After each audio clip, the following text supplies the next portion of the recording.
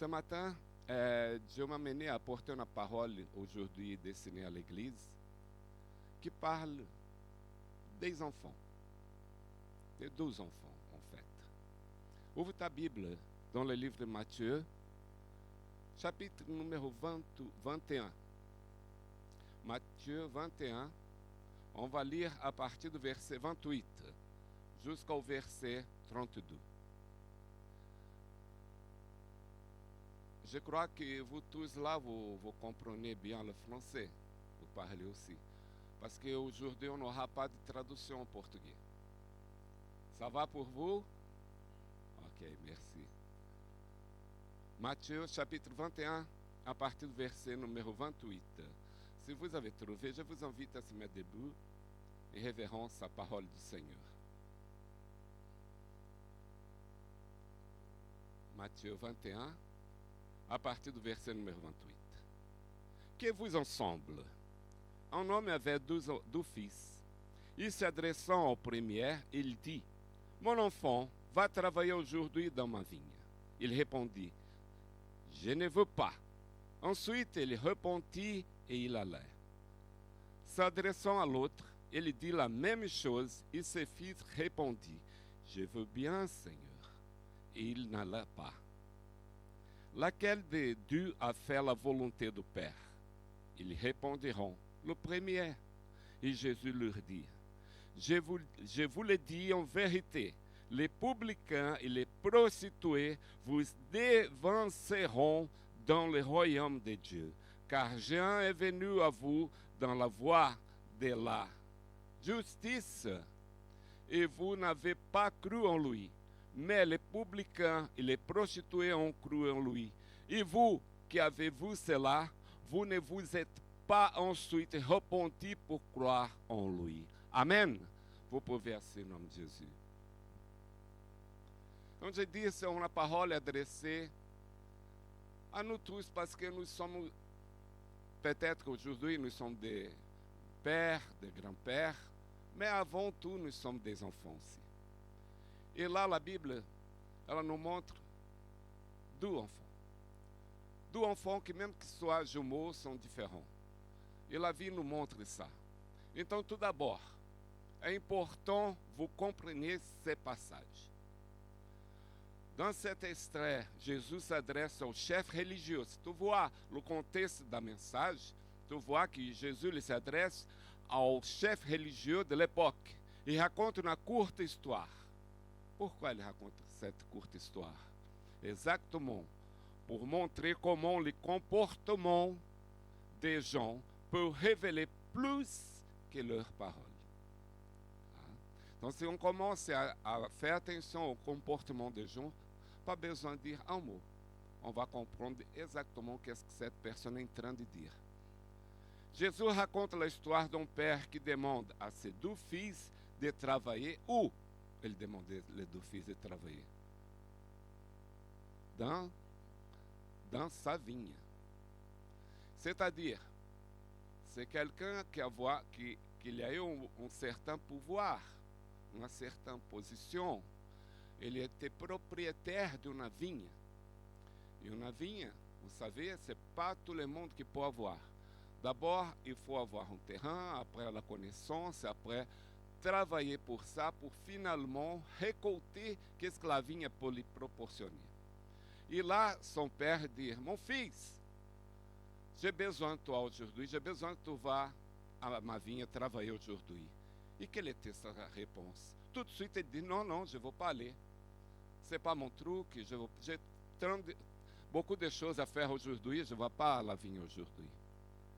Mais, après, ele commençait à raciociner, ele a commencé à penser, dire: ouais, c'est vrai. Cette vigne nous apporte tellement de choses. On dépend de cette vigne, et mon père dépend de mon aide aujourd'hui.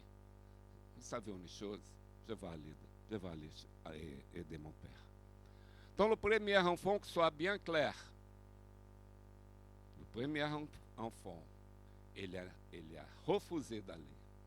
Mais après, il s'est repenti. Et ça, c'est le mot que j'ai besoin que vous gardez pour cette parole aujourd'hui, pour cette prédication, la repentance.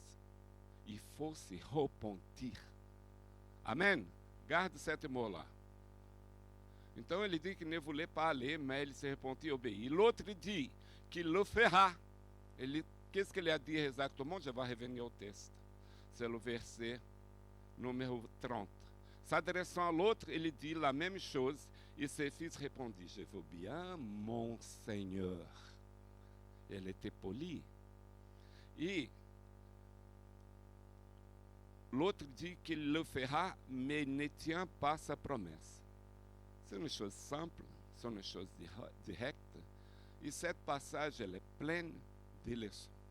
C'est ça qu'on va partager ce matin. Ce texte sert à expliquer l'obéissance, la repentance et la sincérité devant notre Dieu. Il montre que ceux qui parlent magnifiquement ou ont l'air justes ne sont pas toujours ceux qui accomplissent vraiment la volonté du Père. Et plus encore, que ceux qui font des erreurs, mais le regrettent, sont sur la bonne voie. Reconnaît sa faute, il abandonne. C'est ça o que Dieu nous demande pour être pardonné. Reconnaître notre faute, l'abandonner et suivre notre chemin, parce qu'il est fidèle pour nous pardonner. Amen. Amen, Église. Donc là, on voit deux situations différentes. D'abord, quelqu'un qui refuse, mais après il regrette et il part. Et le deuxième cas, c'est quelqu'un qui est complètement d'accord, mais il ne va pas. Donc, entre les deux, qui vous êtes? Vous pouvez se situer là dans cette parabole. Vous êtes un peu rebelle, mais qu'après, tu vas regretter e tu vas obéir o que ton père te demandou, ou tu vas montrer aos outros que tu es quelqu'un de bien, que tu aimes beaucoup le père, mais que tu n'obéissais pas. C'est comme je dis, notre geste, tout qu'on fait, tout qu'on montre à les gens, va montrer que nous sommes vraiment. Peut-être que tu peux cacher une situation, peut-être pour enseigner un théâtre, mais à la fin, le rideau il va se dévoyer et les gens vont voir exactement qui vous êtes, qui nous sommes. E uma chose que c'est plus important ici, pour Dieu, il n'y a rien qu'on peut cacher. Il voit tout. Donc, qu'est-ce qu'on peut dire? Quelle est l'attitude du premier enfant? Verset 29. Il répondit, je ne veux pas. Ensuite, il se repentit e il alla. Le premier fils, écoute ça, Église, en recevant la demande de son père, répondit sèchement et négativement. Tout de suite, non, je ne veux pas. Il était quoi? Honnête. Oui ou non? Il était honnête, ce n'était pas sa volonté d'aller. Il ne voulait pas faire ça. Même que la ordre vient de son père, il ne voulait pas. Et nous tous, nous avons le pouvoir de choisir qu'est-ce qu'on veut. E ça montre que nous sommes vraiment. E lá ele répondit sèchement et négativement. Il a dit qu'il ne voulait pas y aller. Cela montre bien la réalité de beaucoup de personnes qui, au début, rejettent la volonté de Dieu. Cela peut venir de la fierté, ou de la rébellion, ou simplement du refus de changer de sa vie. Parce qu'il y a des gens qui se sentent très bien dans sa vie, la vie qu'elle amène. Même qu'elle ne soit pas dans la bonne voie, elles se sent bien. Et ela, au premier pas, au premier contact, ela refuse de changer. C'est son choix, on respecte. Mais plus tard, ces mêmes fils, ils réfléchissaient mieux et allaient faire ce que son père lui avait demandé. Je dis toujours comme ça, me donne pas ta réponse tout de suite, quand je pose uma question à quelqu'un. Je dis, prends ton temps, réfléchissez, et après tu viens à moi pour me répondre. Parce que il y a des choses qui ont besoin de temps pour répondre. Il y a des choses qui non, pour donner une réponse tout de suite. Mais pour éviter de se tromper ou être jugé comme quelqu'un de rebelle, entre guillemets, c'est mieux prendre son temps avant de donner une réponse, principalement à Dieu. Mais écoute bien, quand quelqu'un reconnaît qu'il a fait une erreur et décide de changer, cela vaut beaucoup plus que 1000 promesses vides. Moi et mon épouse, on a pris une décision dans notre vie. Ah, de rien nous, montre-nous qu'est-ce que tu veux vraiment. Parce qu'on a déjà été dans des situations qu'on a reçu 1001 promesses. E que alguma promessa était aboutie. La majorité des gens, dans un moment de, je peux te dire, d'émotion, peut dire des choses que ce n'est pas la vérité, ce n'est pas vraiment qu'est-ce qu'elles sont, ce n'est pas vraiment qu'est-ce qu'elles voulaient. Donc, on a pris cette décision. Dis rien à moi, montre-moi. Parce que através de tes gestes, através de tes atitudes, tu vas dire plus que n'importe quel mot. E une autre chose, quand tu parles avec moi, tu vas dire quelque chose vraiment à moi, regarde-moi dans les yeux. Parce que les yeux ne mentent pas. Les yeux ne mentent pas. On continue. Que représente l'attitude du 12e enfant? Verset 30. S'adressant à l'autre, il dit la même chose. Et ses fils répondit, je veux bien, Seigneur, et il n'allait pas. Donc devant son père, ele dit une chose, derrière son père, ele fait une chose complètement différente. Ele a donné sa parole, ele a promis à son père de faire selon sa volonté, mais à partir du moment que son père s'est éloigné, qu'est-ce qu'il a fait? Exactement au contraire. Donc le 12e fils avait une attitude différente. Quand le père demanda, il répondit poliment et rapidement, disant qu'il irait. Mais en pratique, cela n'a rien changé. O que ele a dit e o que ele fait n'a rien changé, mon frère. Ce comportement est typique de ceux qui parlent avec beauté, avec éducation, avec politesse, promettant de suivre la bonne voie, mais ne font pas.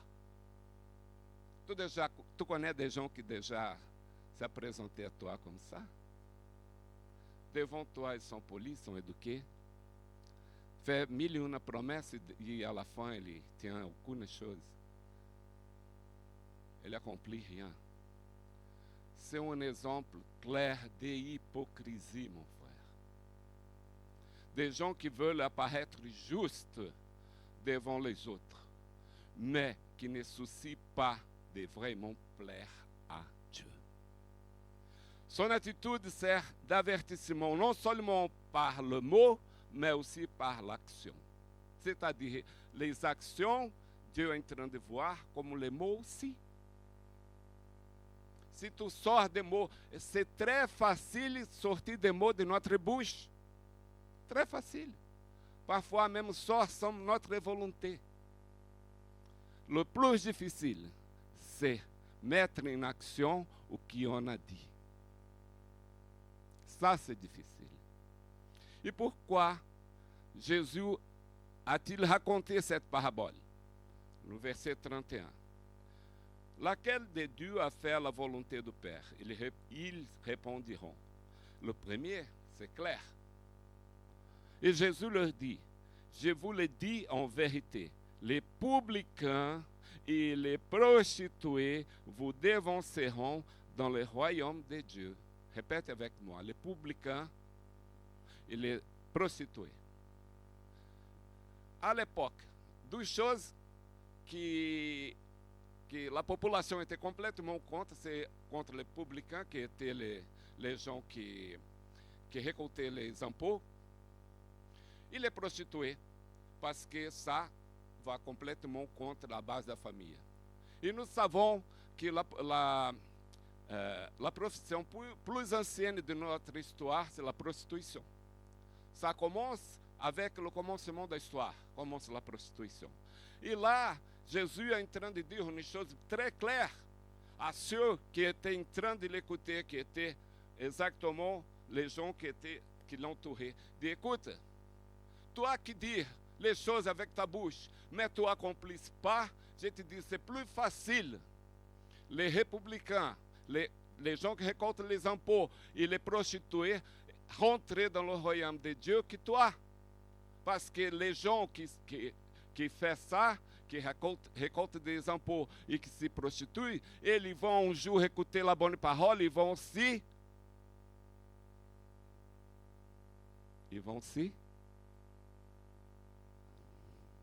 exatamente, vão regretter de sa mauvaise voie.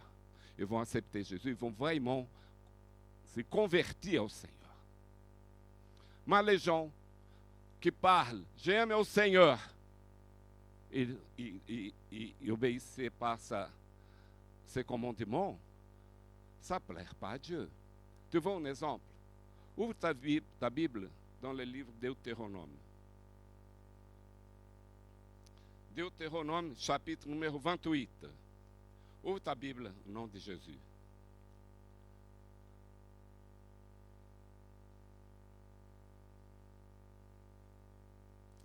Donc pourquoi Jésus a-t-il raconté cette parole? Jésus a raconté cette histoire pour ouvrir les yeux des religieux de l'époque. Ils se croyaient mieux que les collecteurs d'impôts et les prostituées, mais ils étaient comme leur second fils. Ils disaient suivre Dieu, mais n'obéissaient pas vraiment. Vous avez trouvé Deutéronome 28? Je vais lire à partir du verset numéro 1. Écoute ça. Como commence cet livre, cet verset, cet chapitre. Si tu obéis, répète avec moi, si tu obéis à la voix d'Éternel, ton Dieu, en observant et en mettant en pratique tous ces commandements que je t'ai prescrits aujourd'hui, l'Éternel, ton Dieu, te donnera la supériorité sur toutes les nations de la terre. Ça, c'est une promesse. Je continue. Prête-moi tes oreilles. Voici toutes les bénédictions qui se répandront sur toi et qui seront ton partage lorsque tu obéiras à la voix de l'Éternel ton Dieu. Tu seras béni dans la ville et tu seras béni dans le champ. Les fruits de tes entrailles, les fruits de ton sol, les fruits de tes troupeaux, les portées de ton gros et de ton menu bétail, toutes ces choses seront bénies. Ta corbeille et ta houche seront bénies. Tu seras béni à ton arrivée, tu seras béni à ton départ. L'Éternel te donnera la victoire sur tes ennemis qui se lèveront contre toi. Ils sortiront contre toi par un seul chemin et ils se enfouiront devant toi pour 7 chemins. L'Éternel ordonnera à la bénédiction d'être avec toi dans tes greniers et dans toutes tes entreprises. Ele te bénira dans le pays que l'Éternel, ton Dieu, te donne. Tu seras pour l'Éternel un peuple saint, comme il te l'a juré. Lorsque tu observeras les commandements de l'Éternel, ton Dieu, et que tu marcheras dans ses voies. Tous les peuples verront que tu as appelé le nom de l'Éternel, et ils te craindront. Oh Seigneur, c'est merveilleux. L'Éternel te comblera de bien en multipliant les fruits de tes entrailles, les fruits de tes troupeaux et les fruits de ton sol, dans le pays que l'Éternel a juré à tes pères de te donner.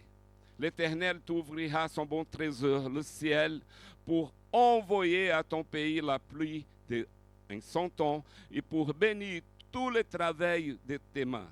Tu prêteras beaucoup de nations et tu n'emprunteras point. Gloire à Dieu. L'Éternel fera de toi la tête et non la queue. Tu seras toujours en haut et tu ne seras jamais en bas. lorsque tu obéiras au commandement de l'Éternel, ton Dieu, que je te prescris aujourd'hui, lorsque tu observeras et les mettras en pratique. Et que tu ne te détourneras ni à droite ni à gauche de tous les commandements que je vous donne aujourd'hui pour aller après d'autres dieux et pour les servir. C'est uma parole de obéissance.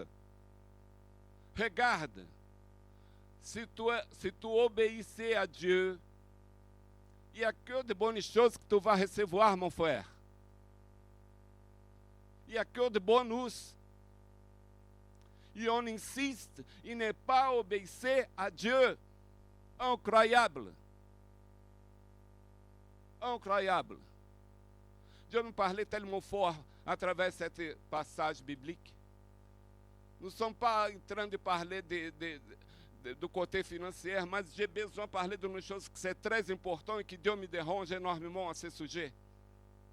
Comment tu peux dire que tu aimes a Dieu, mas ao moment de servir a Dieu, tu serves a Mamon? Dites-moi, como c'est possible sortir de eau doux e eau salée de la même fontaine? Impossible. Ou tu aimes a Dieu, ou tu aimes a Mamon. Ou tu obéisses a Dieu, ou tu vas obéir a Mamon. Tu ne peux pas obéir les deux au même temps, mon église. Mon frère, ouvre ta tête, ouvre ton pensée. Sois intelligent.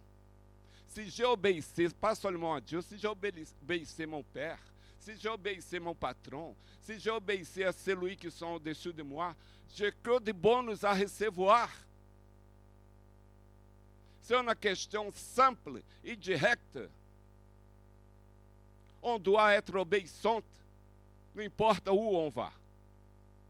Amen. Donc, pendant ce temps, se eu considéré comme pécheur, en attendant le message de Jean-Baptiste, se repentiront et changeront leur vie. C'est pourquoi Jésus a dit que ces gens entreraient dans le royaume de Dieu avant les religieux. Qui était avant Jésus pour prêcher la bonne parole? Jean-Baptiste. Amen. E quel était le sens de sa prédication? La repentance. Toujours, dans sa prédication, il dit: repentez-vous parce que le royaume des cieux est arrivé. Il faut obéir, il faut se repentir pour recevoir la gloire de Dieu sur notre vie, mon frère.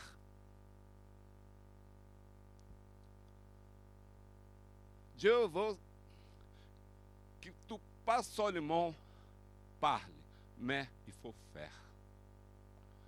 Le résumé do mensagem est très clair. Parler ne suffit pas. Dieu regarde les attitudes. Um repentir sincère e um changement de comportement sont la preuve que é vraiment sur la bonne voie. Vous avez entendu ça? Vous voulez que je répète? Parler ne suffit pas. Dieu regarde les attitudes. Um repentir sincère e um changement de comportement sont la preuve que é vraiment sur la bonne voie. Il ne sert à rien, mon frère, de promettre et ne pas le faire. C'est rien. Ce sont des paroles qui sont lancées en l'air. Il va tomber dans le vide. La vie chrétienne, être un chrétien, il faut la pratiquer. C'est une vie pratique. Pas seulement des paroles. E cette parabole enseigne que même ceux qui ont commencé por faire des erreurs peuvent se réparer. Jésus nous donne toujours l'opportunité de regretter, d'abandonner et continuer sur la bonne voie. Mais il faut choisir obéir ao Père de tout son cœur. De tout son cœur. Então, o que nos ensina cette parabole sur la repentance? Cette parabole montre que ce n'est pas tant le commencement qui compte, mais le repentir et le changement. Tout comme le premier fils a dit qu'il n'irait pas, mais qu'il est allé, toi aussi, tu as peut-être commencé en rejetant ce que Dieu voulait de toi. Mais si la repentance est vraie et qu'il y a une décision d'obéir, tu sais ce qui va arriver? Dieu l'accepte. Alléluia. Notre faute initiale, notre erreur initial ne définit pas la fin de notre histoire. Ça, que soit clair. Dieu valorise l'attitude de ceux qui reconnaissent sa faute. E prenons la décision de changer. Parce que pas seulement reconnaître, ah, c'est ma faute, ouais, j'ai commis des erreurs. Non, il faut changer. Tu ne peux pas continuer, sinon tu ne reconnais pas. Tu peux reconnaître, mais tu ne vas pas agir dans ce sens. Et Dieu demande à nous tous des actions concrètes pour montrer à lui que nous sommes dans la bonne voie. Amen. Dieu nous demande ça. Il faut faire. Il faut arrêter de blá, blá, blá. Il faut arrêter de parler. Il faut faire. Il faut mettre la main dans les outils e travailler, mon frère. La vinha é do Senhor, c'est pas notre. Ele é notre Père, ele nous invite a aller tous les jours travailler dans sa vinha. E sa vinha, elle est prête pour la récolte. Il manque des ouvriers. Qui est les ouvriers do Senhor? C'est moi et c'est toi, mon frère. Il faut sortir de notre zone de confort. E ça, c'est urgent. On ne peut pas continuer comme ça en acceptant. Ah oui, oui. Non, ça ne va pas du tout. C'est tout pas correct. Toutes les églises qui sont établies ici sur la terre, non, Dieu a donné une mission. Il faut accomplir cette mission que Dieu nous a donnée, mon frère. E cette mission, elle n'est pas seulement donnée à moi, elle est donnée à nous tous. O aller est général. Ce n'est pas un ou l'autre, non. Tous, nous devrons aller prêcher la bonne parole. Il y a des gens, la vigne, elle est prête. Il y a des gens dehors là qui attendent que notre bonne parole soit menée chez eux. Il y a des gens qui, dans ce moment-là, sont en train de mourir, en attendant que quelqu'un arrive pour les secourir avec la bonne parole. E cette mort, peut-être que ce soit physique, mas peut-être qu'elle soit spirituelle aussi. Parce qu'il y a beaucoup de gens qui sont morts spirituellement, mon frère, ma soeur. E ça, c'est notre rôle. Cette année appartient à nous tous. Amen. E quel est le danger de parler et ne pas faire? Verset numéro 30. On revient au texte. S'adressant à l'autre, il dit la même chose, et ce fils répondit, je veux bien, Seigneur, il ne l'est pas. Donc, il dit, il parlait, il était d'accord, mais il n'allait pas. Beaucoup de gens disent qu'ils aiment Jésus, qu'ils mènent une vie correcte, mais en pratique, ils ne font pas ce qu'ils devraient. Parler avec élégance ou avoir une bonne apparence religieuse ne garantit rien. E alguma garantie lá, c'est une vie, c'est vivre d'apparence. E je connais pas mal de gens qui vivent d'apparence, em tous les sens. Montrent une chose que c'est pas vrai. Comme j'ai dit, elle joue le théâtre. Ça, c'est pas correct. Le 12e fils dans la parabole représente ce type de comportement. Il avait promis à son père qu'il travaillerait, mais il n'avait été qu'une promesse. Cela sert d'avertissement pour que vous soyez attentifs à vos paroles et surtout à vos attitudes.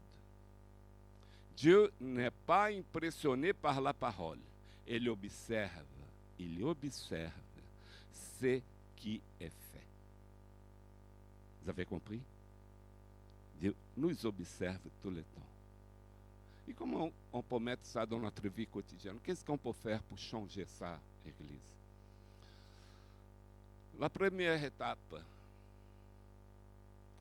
est d'être honnête avec Dieu. Pas seulement Dieu, avec Dieu, avec soi-même. Si vous avez fait une erreur, reconnaissez-la. Reconnaitre ta faute. Si vous avez dit que vous feriez quelque chose et que vous n'avez pas fait, réparez-le. C'est-à-dire, il y a toujours du temps à faire. Mais ne laisse pas pour demain qu'est-ce que tu dois faire aujourd'hui. La chose plus importante est d'agir avec vérité et humilité. Humilité. Vous pouvez commencer por tenir vos promesses. Être plus obéissante à la parole. D'éviter de remettre à demain ce que Dieu a déjà demandé aujourd'hui. Chaque petite atitude d'obéissance, mon frère, ma soeur, compte. Vous n'avez pas besoin d'attendre d'être parfait pour commencer. Il y a beaucoup de gens qui tombent dans cette piège. Ah, je vais d'abord corriger ça pour venir à Dieu. Non! Dieu t'appelle comme tu es. C'est lui qui va faire le changement, le grand changement de notre vie. C'est lui le grand maître de notre vie. C'est lui le grand ouvrier qui va faire ce grand changement à travers son Saint-Esprit.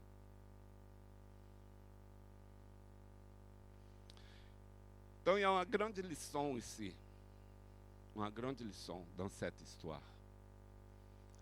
E la plus grande lição, c'est que Dieu valorise ceux qui obéissent. Ça, c'est la vérité. On a lu Deutéronome 28. São que de promesses pour ceux qui obéissent ao Senhor. Ceux qui obéissent à ses commandements. Les religieux les considéraient comme bons, mais leurs attitudes ne plaisaient pas à Dieu.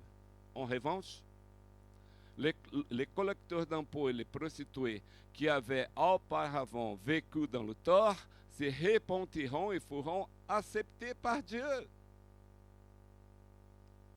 Cela enseigne que le passé n'a pas d'importance pour Dieu. Ce qui compte, c'est la décision que vous prenez aujourd'hui, Église. Dieu veut des attitudes sincères.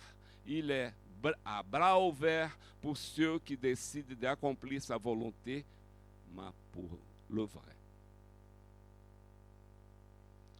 La parabole des deux fils, là qu'on a vu en Matthieu 21,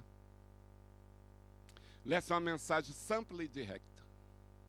Il ne sert à rien de parler gentiment et de ne pas obéir. Vous avez entendu? Il ne sert à rien pour Dieu de parler gentiment, d'être poli et n'être pas obéissante. Dieu n'est pas impressionné par la parole, pour notre parole.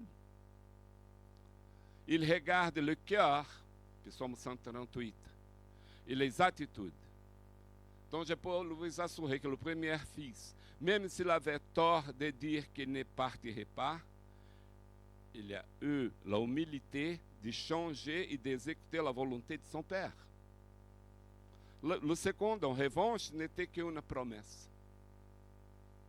Qui ici déjà reçu des promesses qui, après, sont pas tenues?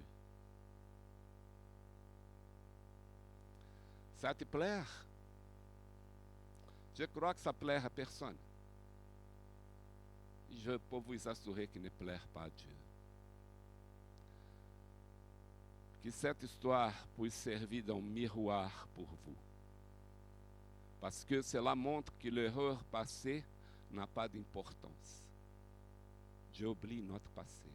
O que compte, c'est à partir du moment que nous avons une rencontre avec lui. S'il y a un repentir sincère et un changement de comportement, Dieu attend que ça de nous. Repentir sincère et un changement de comportement. Il met aussi en garde contre la hypocrisie. Attention, cet mot. Lorsque uma pessoa dit venir de Dieu, ou appartenir à Dieu, mais elle vit complètement au contraire. Ça, c'est la hypocrisie. La décision, mon frère et ma soeur, é entre vous-mêmes. Dieu valorise ceux qui, malgré les obstacles que nous tous nous avons, chacun son obstacle, ele valorize e que decide de obéir véritablement ao Senhor.